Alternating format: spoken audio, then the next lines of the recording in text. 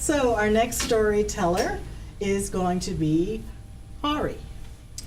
Thank you. I think it's very fitting that I follow up after Akeem, because a lot of my work also deals with criminalization and prison abolition particularly. So obviously your brother's story really resonated with me on those fronts. And I like what you're saying when you were talking about how we need to take it back further and look at a bigger picture.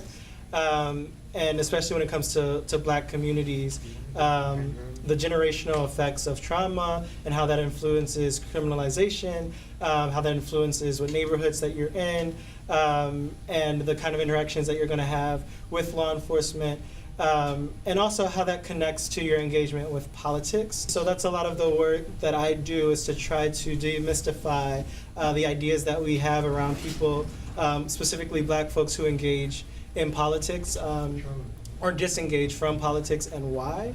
And so as we're talking about the State of the Union, I'm thinking about how for a lot of folks this moment that's exceptionalized for a lot of people who might have a similar socioeconomic position as me now isn't that exceptional.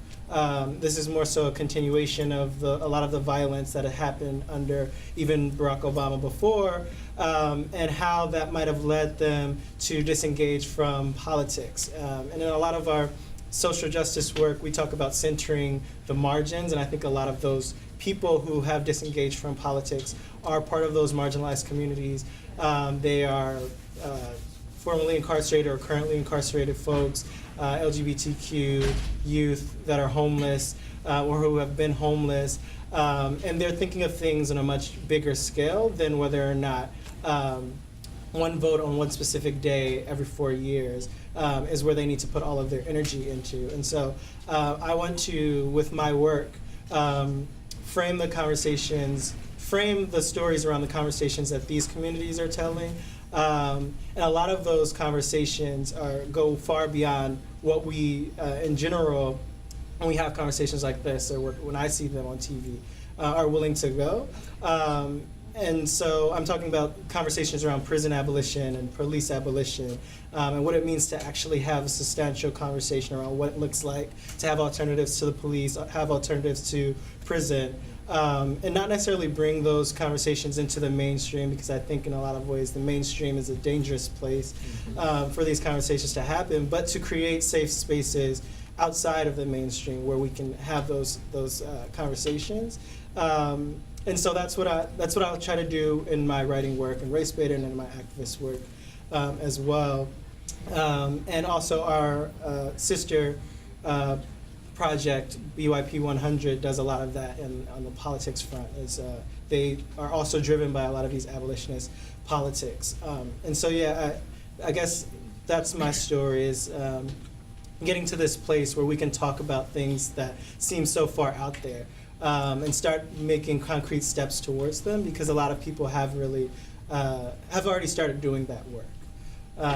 And so I think what we can do as folks who are committed to engaging these different populations is to be less dismissive of them, and be less dismissive of the fact that there's a logic behind the things that they do. I think there's a logical reason that a lot of people don't vote, and a lot of times we just overlook those things, or say that people are unintelligent or whatever, and that really has driven a wedge between the populations that we've said that we are supposed to be working for and ourselves. And so I'm trying to bridge that gap from my position, because I'm from a poor background, but I'm not there anymore. So a lot of the conversations that I have are in spaces like this. And I see a huge disconnect from folks like my grandmother, who would never have voted. And the conversations that we have in spaces like these. And also knowing that my grandmother was one of the most intelligent people ever that I've met. And so to recognize that type of intelligence and bring them into intelligent conversations like this, that's the work that I'm dedicated to do. So, Thank you so much. That was beautiful. That was beautiful.